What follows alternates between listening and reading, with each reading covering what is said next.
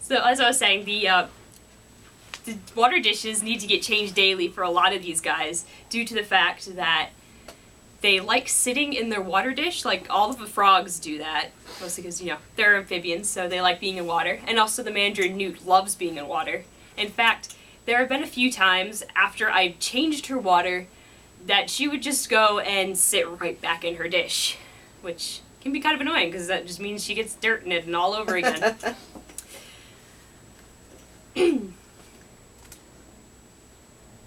So, this particular section, the bird rooms, happened to be my favorite section that I got the chance to work in, which I found rather surprising due to the fact that I had never worked with birds before. But I loved these birds.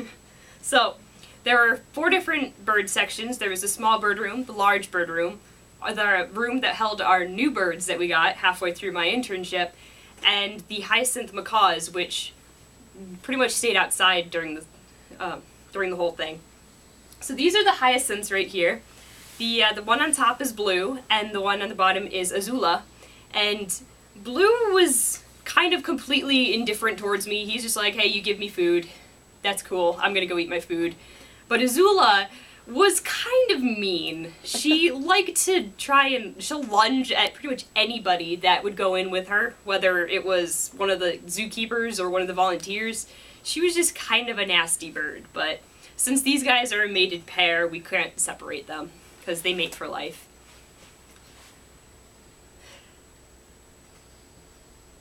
So, the small bird room, which housed all of our small parrots, pretty much, these guys were a lot of fun to work with. These guys are pretty much the only ones I did any training with, such as Adrian right here. We were trying to get them to step up, so that would make it a lot easier to transfer them to their outdoor enclosure and indoor enclosure at the beginning and end of each day.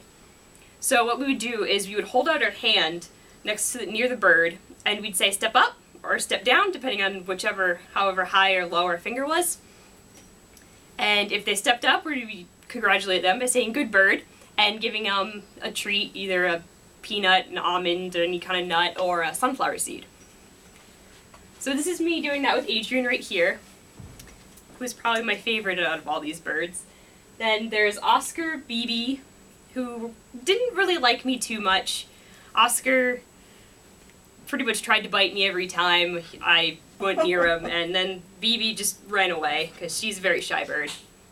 Then there's Cicero, who never actually went inside or outside. He just pretty much stayed in his cage, and we would let him out, so he would have free reign of the room when nobody else was in there. And then there's there's Ruby, who's the red bird over there. And then finally there's Almond, who's the one that's on my shoulder in that picture. So pretty much for these guys, apart from, the training, is mostly just changing the newspaper, since it gets dirty very fast with these guys. And then for BB especially, since she has a broken bottom part of her beak, so she has to eat soft foods. We frequently have to clean her cage entirely. Just scrub it down with a washcloth and spray bottle, because she gets food everywhere when she eats, including the wall, which is right next to where she is. So, and changing the water, and these are the only guys that I really did a lot of diet prep for as well, because each bird had to get like a set amount of fruity bird mix and peanuts and sunflower seeds. So then there's the large bird room, which, as kind of sounds, it has the large birds, except for Ollie. He was a small bird that lived in the large bird room. These guys were also a lot of fun to work with, but can be very troublesome because, well, they're a lot larger, and the cockatoos especially were very, very loud. Basically, from this entire experience with these guys, I learned I'm never getting a cockatoo, because they're very loud birds, though they are very lovable. So this is Perry and Tuca, who are 2 of the cockatoos that we had. And then there's Ella, who I didn't get a picture of, unfortunately, but she was definitely a sweetheart. She pretty much loved everybody. and was the first bird out of all these guys that I got to step up onto my arm to transfer inside and outside again. Then there is Poncho, who's right here, who is the second bird I got to step up, which he was a little intimidating because he's a macaw, so he has a very large bill. And then there was Geronimo, who he didn't like me very much, so he pretty much just stayed away from me. So I didn't get to handle him too much. But pretty much for the large bird room, it's the same exact thing as with the small bird room, just changing newspapers, feeding, and watering.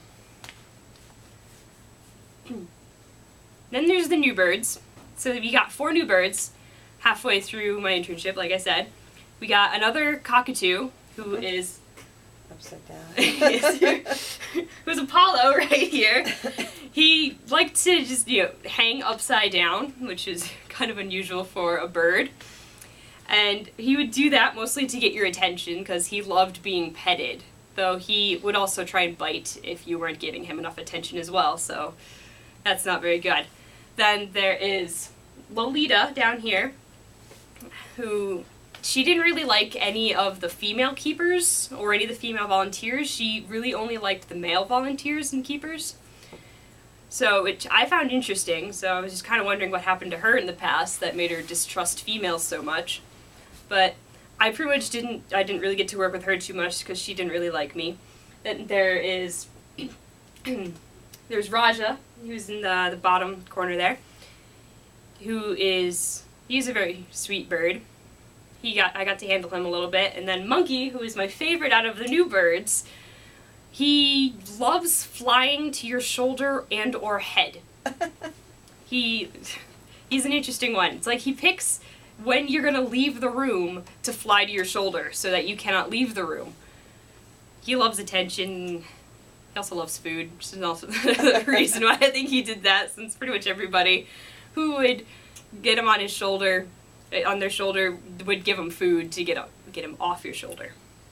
So these guys, again, are the same thing, just changing newspaper, giving them food and water. Then there's the 4 windows, which is where we housed the fennec foxes at night, or when it was raining, and it also held our button quails. We had 2 different species of button quails. This is one of the species down here. The other one was a little bit lighter and like a lighter gray color, but I didn't get any pictures of that one just because they move very fast, so they're very difficult to get pictures of. But for these guys, it's mostly just spot cleaning and changing their water dish and food if they need any more food. And for the fennec foxes, you have to go to an outdoor exhibit and clean in there a bit, such as getting rid of spider webs and also cleaning up if they pooped or anything in there as well.